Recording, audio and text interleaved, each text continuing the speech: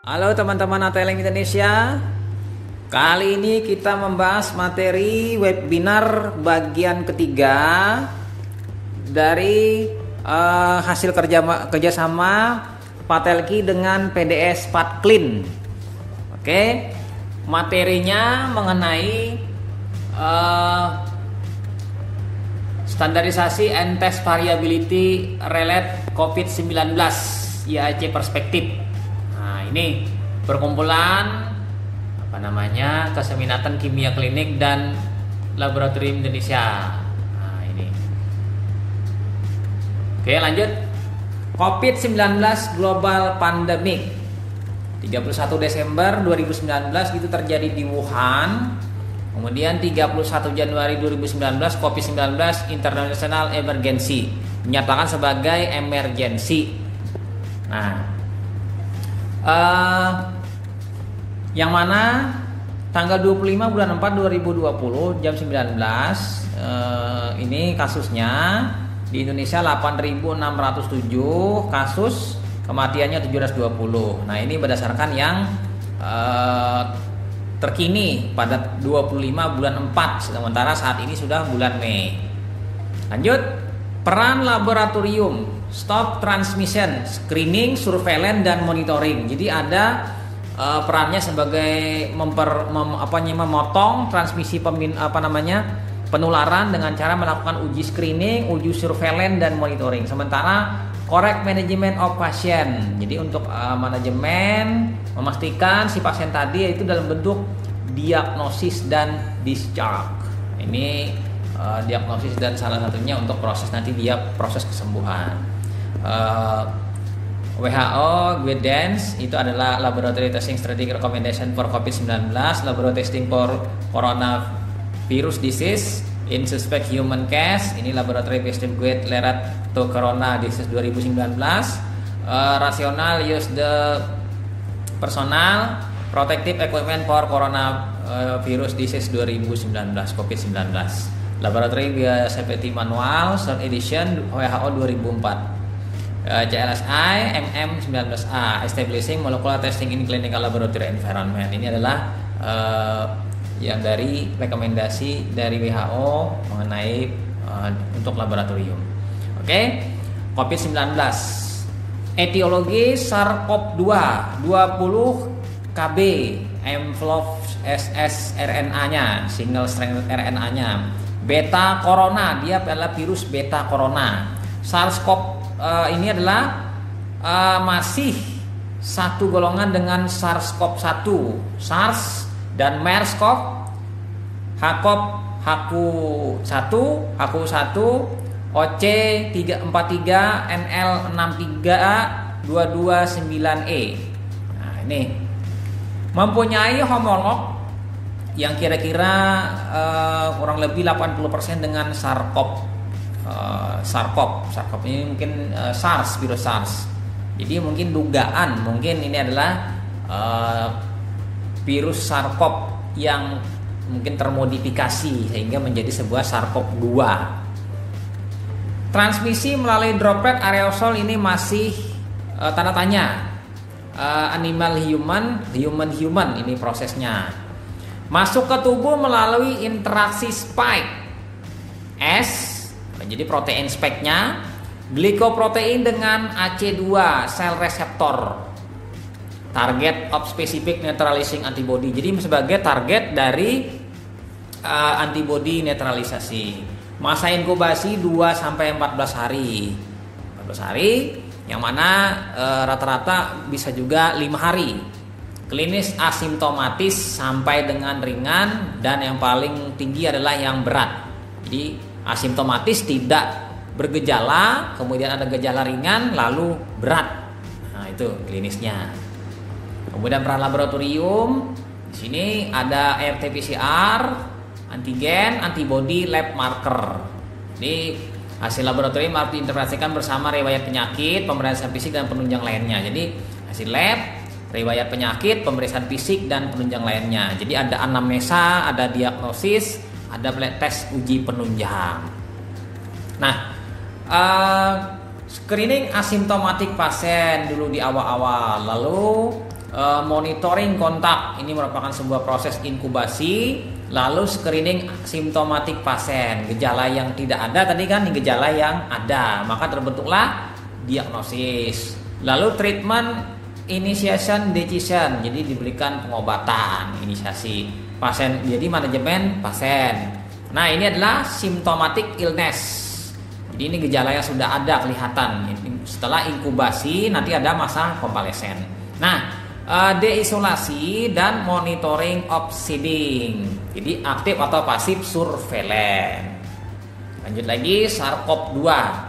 Nah, ini SARS-CoV-2 virusnya secara utuh, dan ini adalah susunan-susunan dari virusnya. Ada yang M, ada yang N, ada yang E, ada ORF1AB, ada RDRP, SARS-SR, kemudian HQORF1B, NSP14. Nah ini adalah yang susunan-susunannya. 2019 COP-N1, 2019 COP-N3, kemudian N, kemudian WH-NICN, kemudian N ada NII 2019 NCOV-N, kemudian HQN, dan 2019 NCOV-N2. Ini kemudian di situ ada E. Nah, ini adalah virusnya. WHO in area with no unknown COVID-19 virus sirkulasi. Jadi area dengan tanpa ketahui ada virus sirkulasi. Hasil PCR positif untuk minimal 2 target gen yang berbeda. Ini banyaknya untuk PCR. Ini RT PCR, di mana salah satu spesifik untuk COVID-19. Jadi untuk mengetahuinya dengan melakukan uji PCR minimal 2 target gen yang berbeda itu positif. Misalnya gen 1, gen 2 positif, maka ini dapat dikatakan positif COVID-19. Berdasarkan tadi yang gennya yang E, N misalnya, atau RDRF.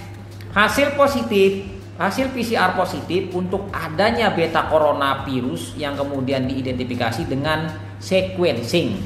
Nah, ini in area with established COVID-19 virus circulation. Nah, ini screening of a single discriminatory target in considered sufficient. Nah, ini beda nanti. Oke, lanjut lagi kita.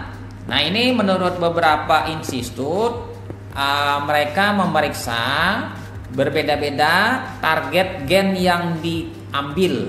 Yang tadi kan ada gambar gen virusnya tadi itu yang utuh macam-macam.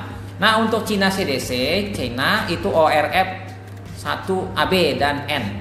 Sementara Institut Pasteur Paris Perancis to target in RDRP, dia pakai RDRP. Sementara US CDC USA menggunakan 3 target in N gen, jadi menggunakan gen dari N. National Institute of Infectious Disease Japan itu menggunakan pan corona dan multiple target spike protein. Spike protein tadi kan yang untuk pengenalannya itu. Kemudian Karite Jermani itu RDRP E dan N, gennya 3. HKU Hong Kong SAR itu ORF1B, NSP14 dan N. National Institute of Health Thailand itu adalah N. Jadi pada prinsipnya ini rata-rata menggunakan gen N ditambah dengan gen yang lain.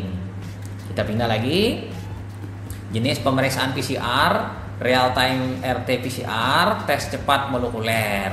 Jadi ada 2. Untuk TCM ini BioFire Film Array, About Adenol, Gen Expert, Cobas Liat. Nah, yang paling terkenal adalah Gen Expert yang untuk TCM. Nah, ini perbandingannya TCM dan real time PCR. Untuk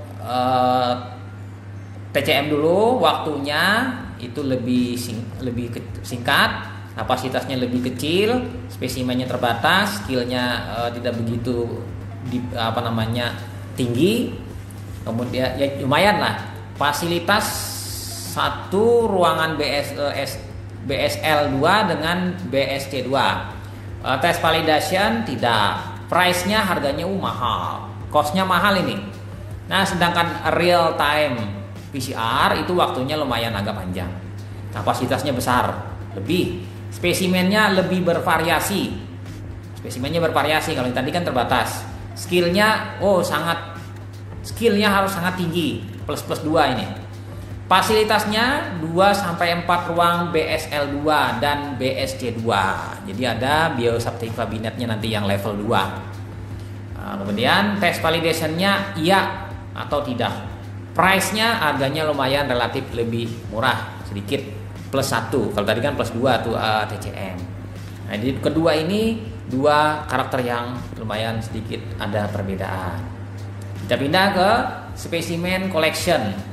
Pemeriksaan PCR atau NAAT, itu spesimennya saluran napas atas, usap nasofaring dan orofaring swab, dan atau bisa menggunakan saluran napas bawah, sputum, aspirat, lavage, feses darah.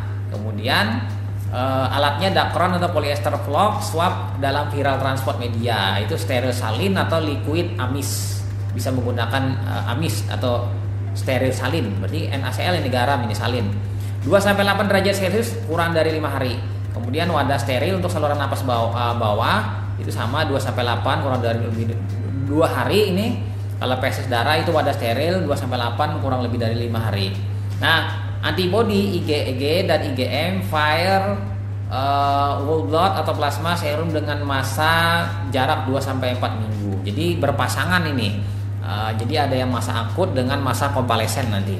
Kemudian antigen itu adalah diperiksa dengan swab nasofaring dan orofaring. Nah, ini untuk transport itu menggunakan UN 3373, kodenya biological substance kategori B. Nah, ini pengambilan spesimen. Tempat pengambilan menurut WHO adalah nasofaringeal dan orofaringeal. Jadi swab dari naso dan oro. Kalau menurut CDC adalah orofaring, mid, turbinet, dan nasal.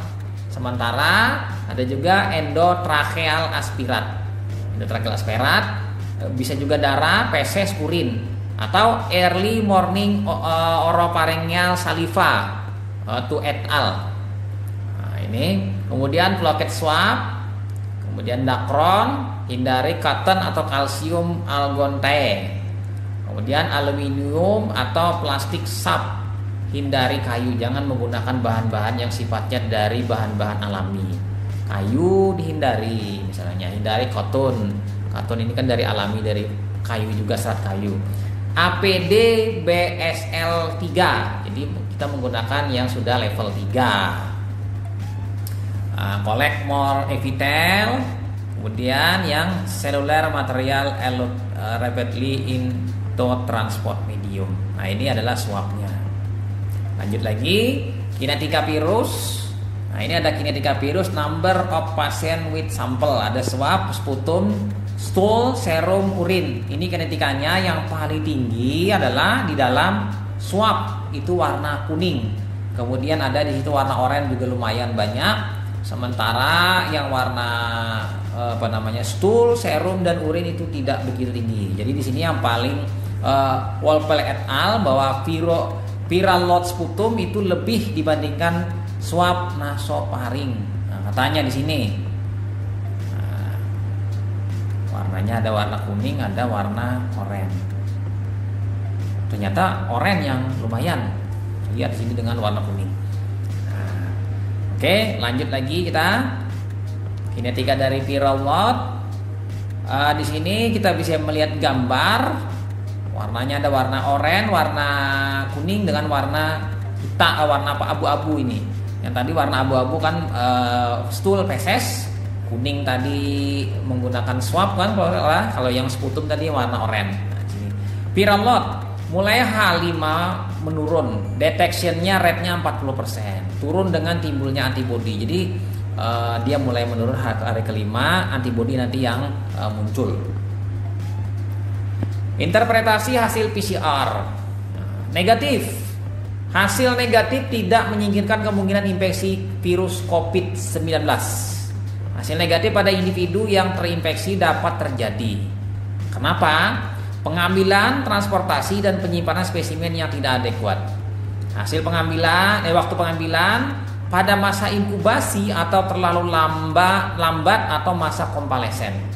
Nah ini, jadi di sini kemudian yang ketiga jenis spesimen yang diambil. Yang keempat masalah teknis pada pemeriksaan, pipetting, PME, mutan, limit detection pemeriksaan. Jadi di sini hasil interpretasi PCR kenapa negatif itu karena teknik pengambilan, transportasi dan penyimpanan spesimen yang tidak akurat, yang kurang bagus atau tidak adekuat atau buruk menurut saya.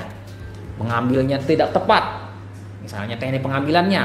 Kemudian setelah pengambilannya ditransport, pengepakannya yang kurang bagus, penyimpanannya mungkin yang menyebabkan virusnya rusak, atau menggunakan PTM-nya yang kurang bagus, atau menggunakan swabnya yang tidak bagus kualitasnya, atau mungkin swab tadi ada bercampur dengan tadi katanya katun. Kemudian waktu pengambilan, masanya pengambilannya ada dua, masa inkubasi atau terlalu lambat atau masa konvalesen. Masa inkubasi diambil, virusnya belum. Kemudian atau terlalu lambat masa konvalesen, virusnya sudah mungkin mulai menurun di masa penyembuhan. Jadi idealnya di masa virusnya sedang melakukan replikasi yang banyak, yang bagus. Idealnya di awal-awal sih, kalau di masa-masa di awal inkubasi kan masih belum tuh. Kemudian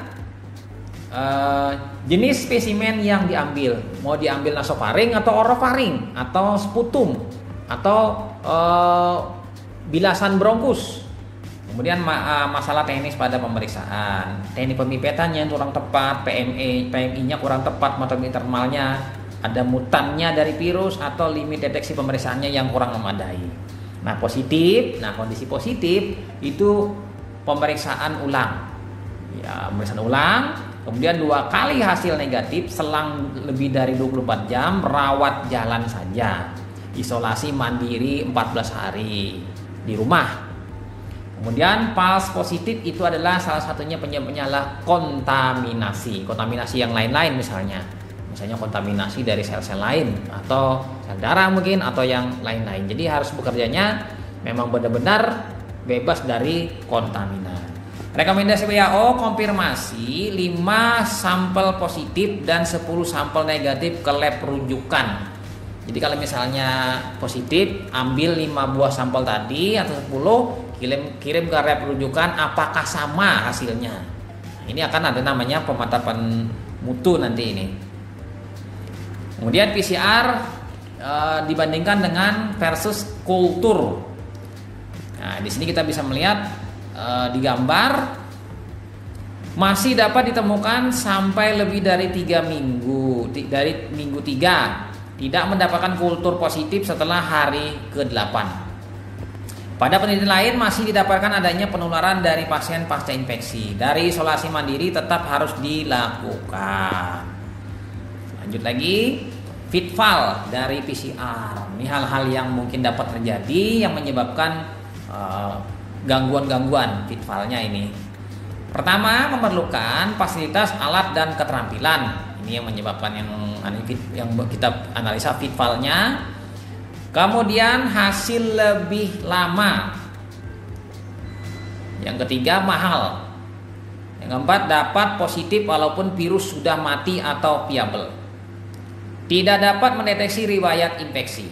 Kemudian hasil indeterminated atau inconclusive, atau presuntif.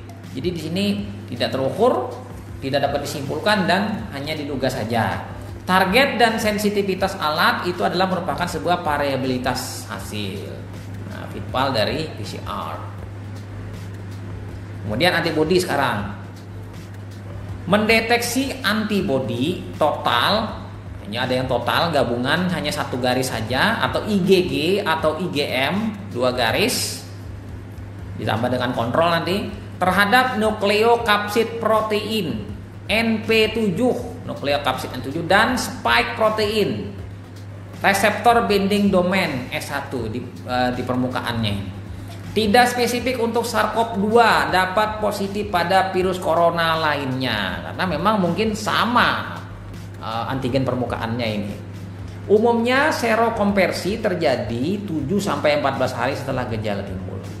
Metodenya kita bisa menggunakan ELISA, CLIA, ya kan? Rapid lateral flow immunoassay. Bahan yaitu darah, serum, plasma. Positif bila terjadi serokonversi atau peningkatan titer 4 kali. Jadi positif bila terjadi serokonversi atau peningkatan titer 4 kali. Tidak dapat memastikan apakah pasien masih infeksius atau tidak. Ini bila menggunakan antibodi ELISA, enzim liquid immunosorbent assay, kemudian atau chemiluminescent assay, kemudian atau rapid lateral flow immunoassay. Nah, indikasi antibodi. 1. Diagnosa pasien setelah 7 hari 7 maksudnya di mana PCR negatif. Jadi 7 sudah mulai, 7 ini arahnya sudah mulai ke arah IgM. Nanti kalau sudah di arah ke 12-an ke atas 14-an baru IgG. Kontak tracing, karena kontak tracing, jadi penelusuran yang pernah kontak. Yang ketiga, memantau adanya imunitas, adanya imun kekebalan. Pertama, terapi plasma konvalesen. Jadi misalnya pasien yang kena COVID-19, seseorang ini sudah ada antibodi, dia diambil darahnya untuk ditransfusikan dalam bentuk plasma kepada pasien yang memerlukan. Itu akan lebih cepat menyembuhkan si pasien yang terkena infeksi COVID-19 tadi. Plasma konvalesen, plasmanya diberikan ke pasien. Memantau imunitas populasi, herd immunity. Jadi dilihat di sini populasinya meningkat tidak dalam sebuah wilayah, adanya pembentukan imunitas atau kekebalan. Kemudian strategi population lockdown. Nah, ini strategi untuk melockdown atau mengunci atau menutup seperti biasa lockdown suatu area wilayah populasi. Kemudian risk assessment petugas kesehatan. Jadi asesmen terhadap risikonya terhadap pada petugas kesehatan. Bila dilakukan misalnya petugas kesehatan diuji positif misalnya antibodi, lalu dia dilakukan proses nanti karantina misalnya atau di karantina mandiri. Yang keempat, epidemiologi. Maksudnya ini adalah untuk melihat penyebarannya. Misalnya sebarannya di suatu ibu kota provinsi, apakah nanti menyebar ke kabupaten lain, dari kabupaten lain apakah menyebar ke kecamatan ataukah menyebar sampai ke desa-desa misalnya. Kemudian OTG, orang tanpa gejala. Ini tanpa gejala, begitu diperiksa kemungkinan bisa saja positif antibodi. Kemudian interpretasi antibodi. Positif yang kita interpretasi infeksi COVID-19 yang pertama. Yang kedua, riwayat infeksi lampau COVID-19 yang lalu, dia pernah infeksi lalu terinfeksi lagi. Yang ketiga, infeksi atau riwayat infeksi oleh virus corona lainnya, misalnya virus corona jenis lain, anggap saja SARS-CoV yang SARS saja atau MERS misalnya, itu kan terjadi reaksi sama yang memberikan antibodi positif, atau corona lain. Negatif, belum dapat memastikan apakah pasien tidak menderita COVID-19. Yang kedua, masa inkubasi atau masa awal kurang dari 7 hari, pasien baru terinfeksi di awal-awal, diperiksa rapid antibody, ternyata ini akan memberikan hasil yang negatif karena kurang dari 7 hari, idealnya di atas 7 hari. Pasien COVID-19 dengan gangguan imunitas, mungkin dia ini adalah imunokompromis, misalnya dia tidak memproduksi antibodi yang bagus atau kurang tidak kompromi, sehingga dia tidak memberikan hasil positif pada infeksi COVID-19. Nah, antibodi kinetik, kita bisa melihat di gambar antibodi kinetik ada 3 garis. Di gambar yang kedua ada IgM, ada IgG, ada PCR. PCR warna gelap, IgM itu warna merah, IgG warna hijau. PCR, untuk PCR ini anggaplah uji PCR itu malah menurun mulai menurun, awalnya positif atau kuat, turun. Sementara untuk IgM di awalnya ini mulai muncul, lalu naik dan turun. Sementara IgG itu ada dan naik sedikit. Jadi konsisten yang IgG kadarnya. Nah, kemudian apabila kita melihat di gambar antibodi oleh Ligo dan kawan-kawan pada 200 sampel darah dari 146 kasus konfirmasi dan probable COVID-19. IgM itu day of antibody detection 10. IgA juga IgG yang luas dan lebar 10 sampai dengan 40. Nah, jadi kemudian positif detection persennya PCR itu 51,9. PCR dengan IgM ELISA 98,6. Jadi naik dia. Nah, antibody vs disease severity. Jadi tingkat penyakitnya, tingkat keparahannya antibody. Korelasi positif antara keparahan penyakit dengan titer antibody. Hal ini juga dilaporkan oleh Tan et al. Nah, jadi kalau melihat gambar itu non kritikal, yang itu adalah kritikal yang warna hijau, nilai kritis dan tidak nilai kritis. Nah, jadi kita bisa melihat ternyata antibodi yang lumayan meningkat itu berkorelasi dengan parahnya penyakit. Kita pindah sensitivitas dan spesifisitas. Krok D et al. Membandingkan 9 rapid test antibody IgM, IgG, SARS-CoV-2 pada kasus dengan RT-PCR positif. Nah, ini membandingkan 9 rapid ya. Sensitivitasnya 55 sampai 70%, spesifisitas 95 sampai dengan 100%. Kita tahu sensitivitas ini memberi hasil positif pada pasien yang sakit. Spesifisitas memberi hasil negatif pada pasien yang sehat atau yang sehat lah. Nah, selalu kita lihat di sini, lihat gambarnya kecil sekali. 1, 2, 3, 4, 5, 6, 7, 8, 9. Jadi ada di sini dan ada sensitivitas dan spesifisitasnya masing-masing. Mungkin teman-teman bisa melihatnya langsung nanti di gambar ini. Mungkin bisa dengan menyetop video YouTube-nya. Oke, lanjut lagi. Sensitivitas dan spesifisitas. Laseonere et al. Pada 3 ELISA dan 6 lateral flow test, 30 serum positif, 82 kontrol. Sensitivitasnya 83 sampai 93%. H7 sampai 13 itu 40 sampai 86%. Kemudian H14 sampai 20, 67 sampai 100%. H di atas 21, 78 sampai 89%. Jadi yang idealnya di H14 dan H20. Spesifisitasnya 80 sampai dengan 100%. PVV 57 sampai dengan 100%. Nah, kemudian concordance of result variasi. Target protein, format detection dengan prevalensi penyakit. Nah, di situ melihat di number percent of serum sample, case sera testing positif, cause sera testing negatif. Ada PVV, ada NPV. Nilai prediksi positif, nilai prediksi negatif. Nah, nilai ada di situ. Kita bisa melihat untuk apa? Karena ini adalah terkait dengan prediksi positif dan prediksi negatif, selain dari sensitivitas dan spesifisitas.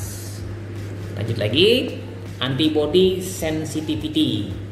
Nah, Zhao J et al. Total antibody mempunyai sensitivitas yang lebih tinggi daripada IgM atau IgG. Jadi kombinasi ternyata lebih bagus total sensitivitasnya dibandingkan IgM dan IgG yang terpisah. Antigen sekarang kita bahas. Deteksi protein spike atau nukleokapsid. Jadi ngukurnya langsung dari protein spike, protein yang untuk pengenalan awal di muka dari suatu antigen virus tadi. Kemudian nukleokapsid. Menggunakan bahan swab nasofaring atau orofaring. Deteksi virus pada awal timbul gejala. Simple, mudah dikerjakan di BSC2. Nah, ini kita lihat gambarnya. Viral RNA itu tinggi, warna hitam, kemudian viral antigen itu yang warna oranye. Nah, bila itu keduanya tinggi, nanti turun dan digantikan oleh IgM yang mulai mengawalinya, lalu IgM nanti akan turun digantikan oleh IgG yang tinggi dan naik titernya. Laboratory marker ini penanda laboratorium. Seperti hal yang sebelum-sebelumnya itu adalah hitung leukosit WBC con.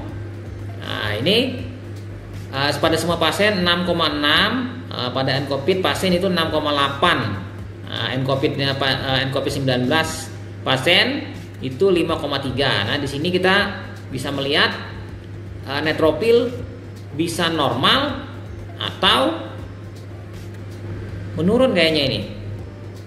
Nah, normal saja. Kemudian limfosit count. Limfosit count-nya, kemudian NLR, monosit count dan platelet count. Ini adalah selanjutnya yang menjadi laboratory marker. Lalu yang lain-lain ESR atau LED juga menjadi penanda C-reaktif protein, kemudian procalcitonin, alanin aminotransferase dan aspartat aminotransferase ini untuk fungsi hati, kemudian kreatinin dan serum urea untuk fungsi ginjal, laktat dehidrogenase LDH, nanti ini untuk penanda yang lainnya juga, penanda enzim. Nah, ini yang penting-pentingnya pada kasus pasien dengan COVID-19. Kita melihat di COVID-19 pasien yang nomor 3 itu. Lanjut lagi, laboratory marker for monitoring disease progress. Jadi ini marker laboratorium untuk memonitoring penyakit yang progresif penyakitnya. Jadi di sini main laboratory abnormality in patient with unfavorable progression in coronavirus disease 2019. Jadi di sini yang utamanya ini sebagai penanda abnormalitasnya. 1, increase kenaikan hitung leukosit WBC. Ini berarti kenaikan hitung leukosit ya penandanya. Kemudian increase neutropil count, neutropilnya naik, hitung neutropil. Yang kedua, decrease penurunan limfosit, hitung limfosit. Yang keempat, penurunan albumin. Yang kelima, kenaikan LDH. Keenam, selanjutnya kenaikan ALT, kenaikan AST, kenaikan total bilirubin, kenaikan kreatinin, kenaikan kardiotroponin. Troponin nanti ya, ini mungkin ke marker ke jantung. Kemudian kenaikan D-dimer untuk pembekuan darah, untuk proses pembentukan bekuan darah. Kemudian increase kenaikan protombin time, massa protombin, jalur ekstrinsik. Kemudian kenaikan procalcitonin dan kenaikan C-reaktif protein fase akut. Nah, ini jadi ada kenaikan dan penurunan. Kemudian COVID-19 score chart. Nah, ini ada juga kemarin saya bahas di video sebelumnya. Pada prinsipnya video-video ini hampir mirip-mirip saja. Nah, di sini ada sign of pneumonia on CT. Asesmennya ada yes, itu skor 5. Bila kita mengasesmen, kemudian history close contact with COVID-19 compare pasien. Jadi sejarah dia kontaknya itu bagaimana? Apabila dia asesmen yes, maka skor 5. Kemudian demam, yes, skornya 3. Umurnya lebih dari sama dengan 44 tahun, umurnya 1. Kemudian jenis kelamin laki-laki 1. Tmax, suhunya ini suhu maksimumnya lebih dari sama dengan 37,8 derajat Celcius 100 Fahrenheit itu 1. Meaningful respiratory syndrome, dia mengalami misalnya batuk-batuk, kemudian berdahak dan sesak napas. Itu lebih dari 1 simptom gejala, berarti dia 1 dapat skornya. Kemudian NLR, hasil dari hitung neutropil dibandingkan dengan limfosit, lebih dari 5,8 maka dapat nilai skor. Jadi jumlahkan skornya. Highly suspect pasien, nyatakan suspek pasien bila lebih dari sama dengan 10 skornya. Nah, high score untuk cytokine storm, badai sitokin ini. Kita bisa melihat number of point. Nah, ini susah dibaca ini. Temperatur, lihat dulu temperaturnya, temperatur si pasien, ada skornya, skor yang misalnya di atas 39,4 itu skornya paling tinggi. Kemudian lihat organomegali, organ yang mengalami pembesaran. Di situ nanti kalau tidak ada, kemudian hepatomegali, splenomegali, ada hepatomegali dan splenomegali. Kalau kedua-duanya itu skornya tinggi, kalau cuma salah satu skornya tengah. Kemudian number of cytopenia 1 lineage, kemudian 2 lineages, kemudian 3 lineages. Kalau misalnya 3 itu skornya tinggi. Trigliserida, nah bila trigliserida itu yang meningkat lebih dari 4,0 milimol per liter itu skor dapat skor tinggi. Kemudian fibrinogen ada 2. Bila fibrinogen itu kurang dari 2,5 gram per liter itu adalah skornya dapat 30. Kalau lebih tidak masalah. Kemudian ferritin juga kurang dari 2000 aman. 2000 sampai 6000 35 skornya. Di atas 6000 nanogram per liter itu adalah 50 skornya. Kemudian serum aspartat, AST aspartat kurang dari 30 skornya 0, lebih dari sama dengan 30 19. Kemudian hemopagosit on bone marrow aspirat no 0, bila yes 35. Kemudian no immunosuppression no 0, yes 18. Ini adalah tabel skor untuk badai sitokin yang terjadi. Lanjut lagi, take home message. Jadi pesan untuk PR di rumah.